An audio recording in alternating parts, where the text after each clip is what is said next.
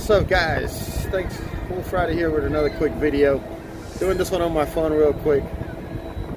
Got this oversized load, trying to get it delivered. Now I'm at the delivery spot. I'm just waiting. So here we go. No fancy intro today.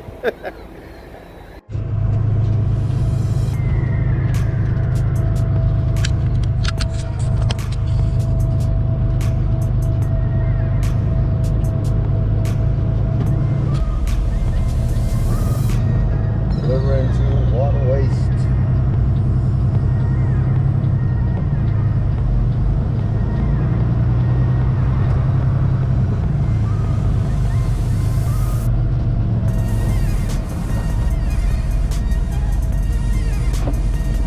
Okay.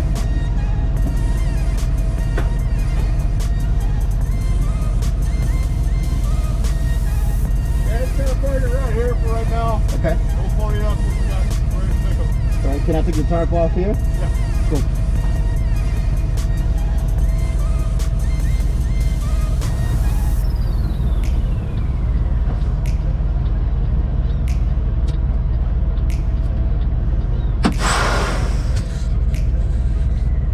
Anyway, guys, hope everybody's doing okay. As you see, I'm wearing the little mask. There's policy here in Michigan. He's coming in this facility. We had, I'm going to show you, if you follow me on Instagram, like I said, we had this oversized load. It's not that big. It's my first oversized load since my training days. It's an AC unit, and it's another guy over there. But it was an interesting trip. Oversized loads are very specific. If you haven't done one, I already took all the flags and everything out of it and the tarps hours ago when I got here at 9:30 this morning. It's 1 o'clock. I'm still waiting to be unloaded. So I say, you know what? I'm getting bored. Let me do a quick video about oversized load and just catch you guys up. Show you guys how we secure this one.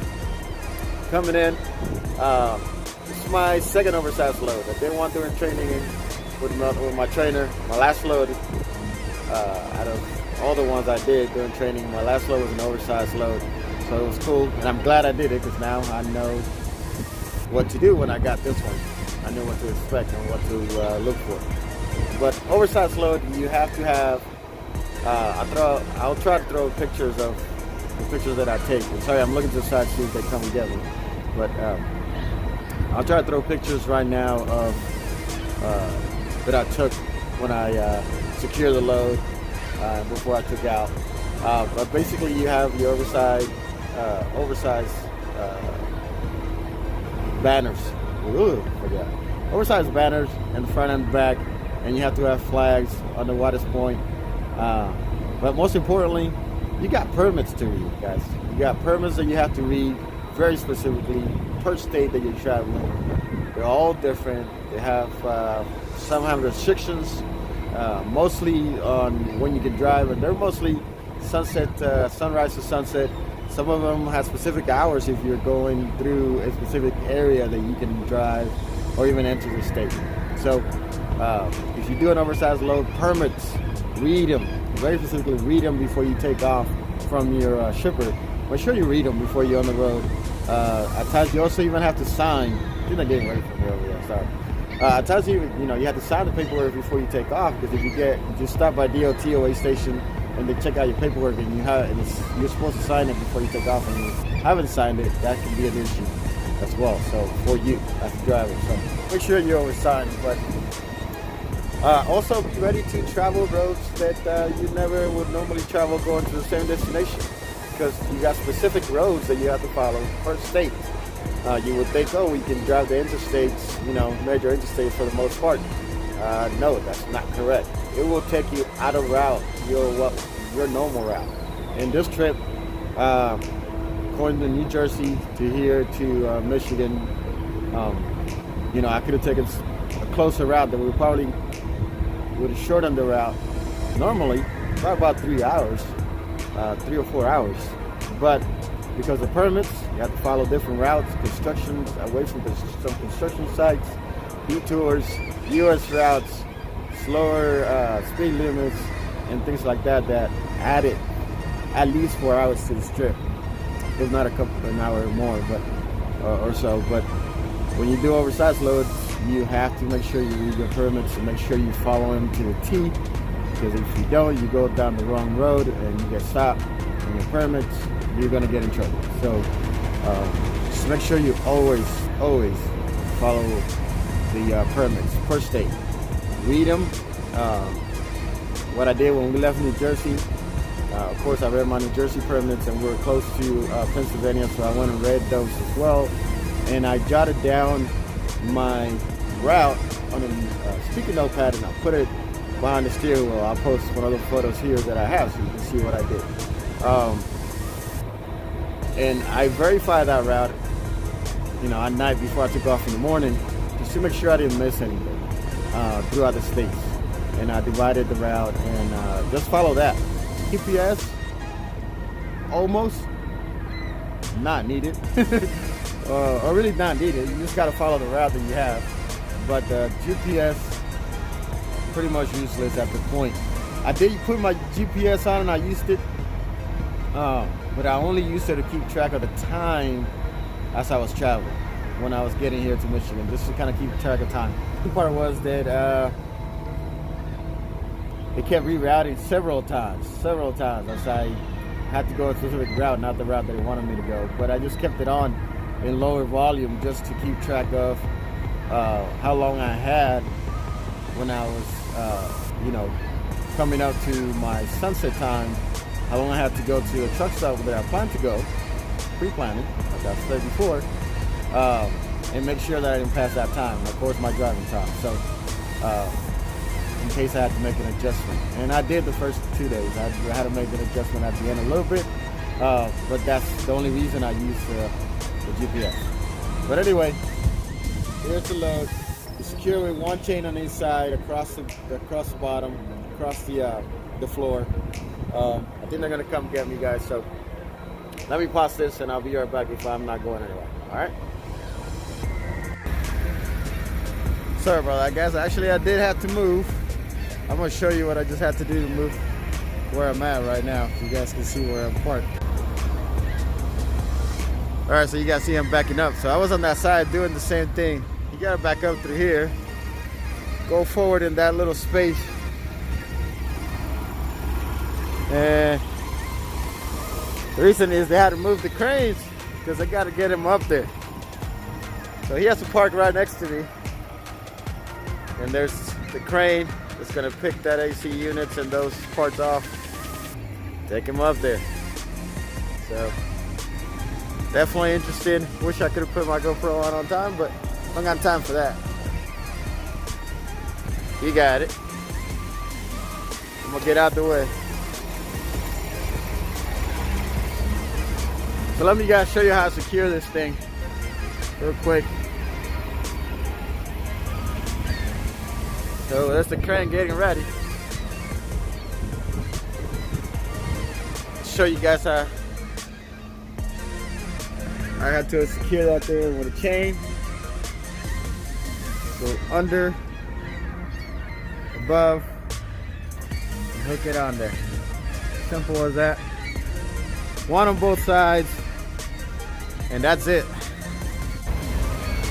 Of course, that's it. That's simple. Then of course I got to tarp the load. It was tarped, as you guys saw on my Instagram. It was actually tarped. The unit was tarped to make sure for weather. But let me get the phone set up. Maybe we can catch this, some of this crane action.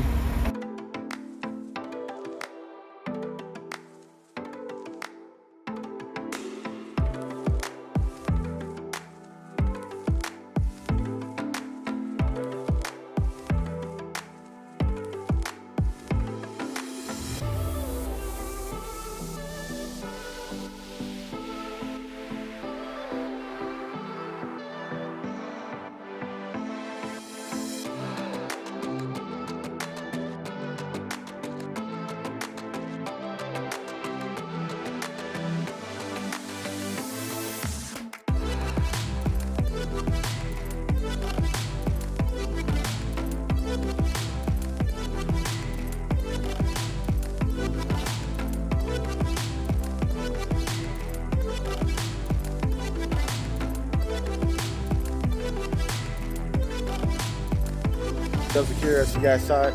They're about to start lifting it. The GoPro is going already, so I might flip back and forth between this and that, but I'm doing a hyperlapse on the GoPro, and I'm also going to record a little video on this one. So more with slow motion. So there's another truck I got next to me, so he parked next to me. I'll show you guys later. So they're going to take his stuff after me, from what I understand. They already got the AC unit hooked up to the crane. Right there.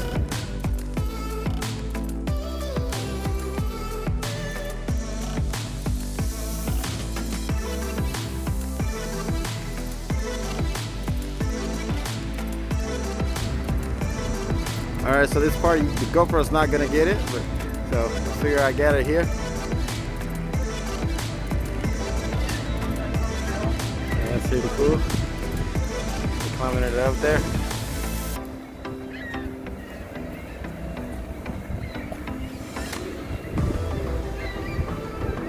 So the crane unload. They still got the other two plastic pieces, but those don't weigh nothing. Those are just like strong fiberglass or whatever. There he goes. Goes over the building. So last crane. And somebody over there with a radio is telling the guy in the crane what to do at that point. Nice.